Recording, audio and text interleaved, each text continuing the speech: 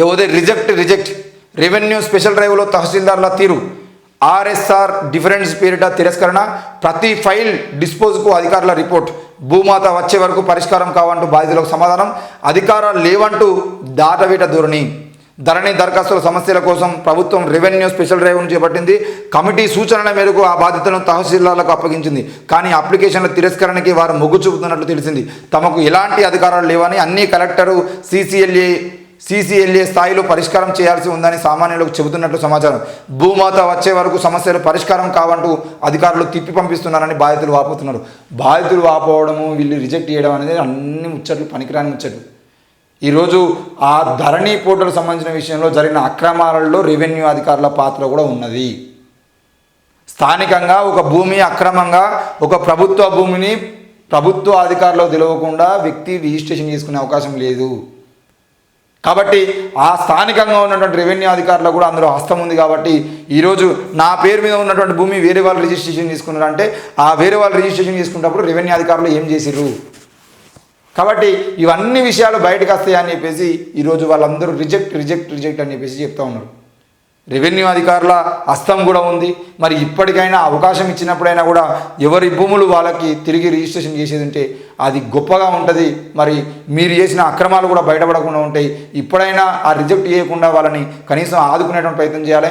ఈ ధరణి పోర్టల్ వల్ల ఎంతోమంది చచ్చిపోయారు అని చెప్పేసి మాట్లాడిన రేవంత్ రెడ్డి మరి మళ్ళీ కాంగ్రెస్ ప్రభుత్వం అధికారంలోకి వచ్చిన తర్వాత కూడా ఆ చావులను ఆపకపోతే కేసీఆర్కు రేవంత్ రెడ్డికి తేడా ఏమీ లేదు.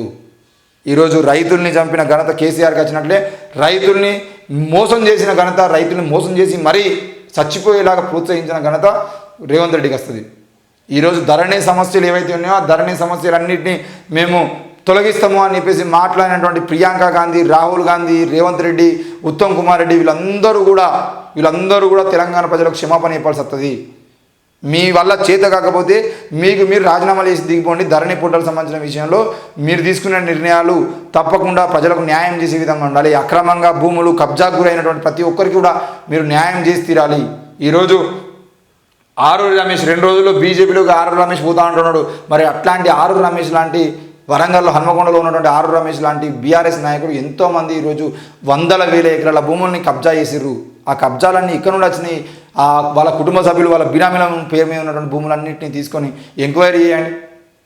ఒక్కో ఎమ్మెల్యే పేరు మీద ఎన్ని భూములు ఉన్నాయి, అంతకుముందు ఎలక్షన్లకు ముందు ఎంత ఆస్తులు ఉన్నాయి, ఇప్పుడు ఎంత ఆస్తులు ఉన్నాయి, ఎక్కడ నుండి సంపాదించారు ఇదంతా అని చెప్పేసి ఎంక్వైరీ కమిషన్ వేసి ప్రతి ఎమ్మెల్యే ఆస్తుల మీద ఎంక్వైరీ చేయండి. ఒక్క ఈటల రాజేందర్ ఈజీగా దొరికిందని చెప్పేసి, ఈటల రాజేందర్ అక్రమంగా భూమి కబ్జా చేసినని చెప్పేసి పార్టీలోకి వెళ్ళి సస్పెండ్ చేసి ఆయన రాజకీయ జీవితాన్ని నాశనం చేద్దామని ప్రయత్నం చేశారు కదా. మరి అట్లాంటి ఈటల రాజేందర్లు ప్రతి ఎమ్మెల్యే కూడా కబ్జాలు చేసిండు. ఆ కబ్జాలన్నింటి మీద మీరు కన్నేయండి.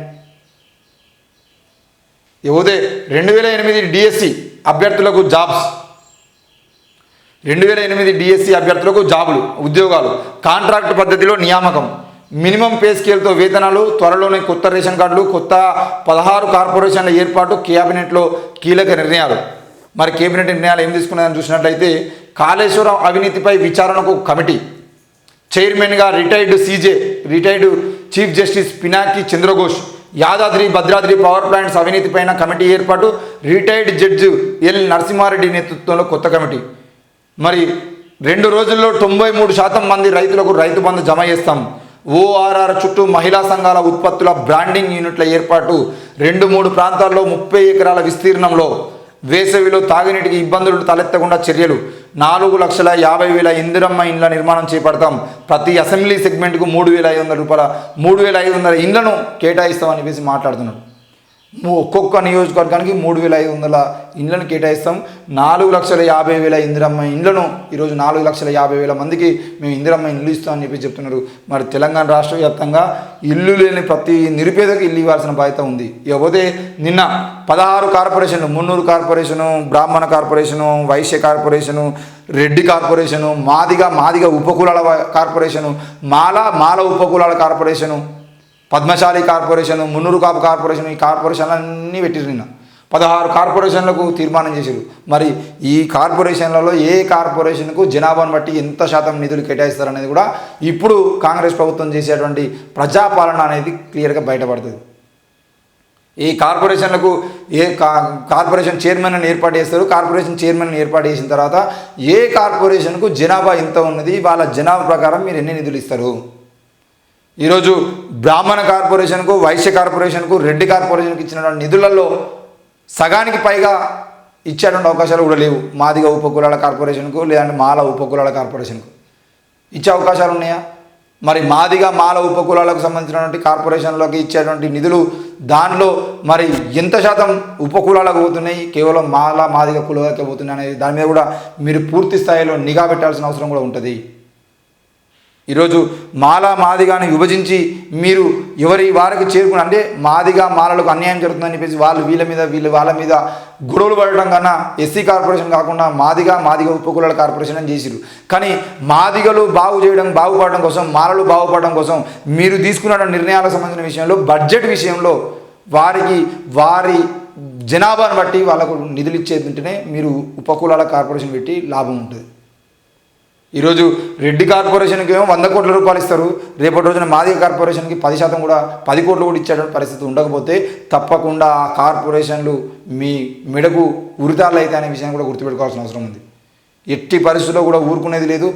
ఏ కార్పొరేషన్కు ఆ జనాభాను బట్టి ఆ జనాభా ప్రాతిపదికన మాత్రమే నిధులు కేటాయించాలి. లేదు అనంటే తప్పకుండా ఈ కార్పొరేషన్ మీరు ఏర్పాటు చేసిన కార్పొరేషన్లే రేపటి రోజున మీ పదవులకు కింద సునామీలాగా తిరుగుతాయి అనే విషయాన్ని కూడా మేము గుర్తు చేస్తూ ఉన్నాం. వేసవిలో తాగునీటి సమస్యలు రాకుండా చూసుకుంటామని చెప్పి చెప్తున్నారు. మొత్తానికైతే 2008 డిఎస్సి అభ్యర్థులు ఎవరైతే ఉన్నారో వాళ్ళందరికీ ఉద్యోగాలు ఇస్తాము, మినిమం పే స్కేల్తో వాళ్ళందరికీ న్యాయం చేసే ప్రయత్నం చేస్తామని చెప్తున్నారు. మరి ఈ నిర్ణయంతో 2008 డిఎస్సి అభ్యర్థులు ఏకీభవిస్తారా లేదా అనేది కూడా చూడాల్సిన అవసరం ఉంది.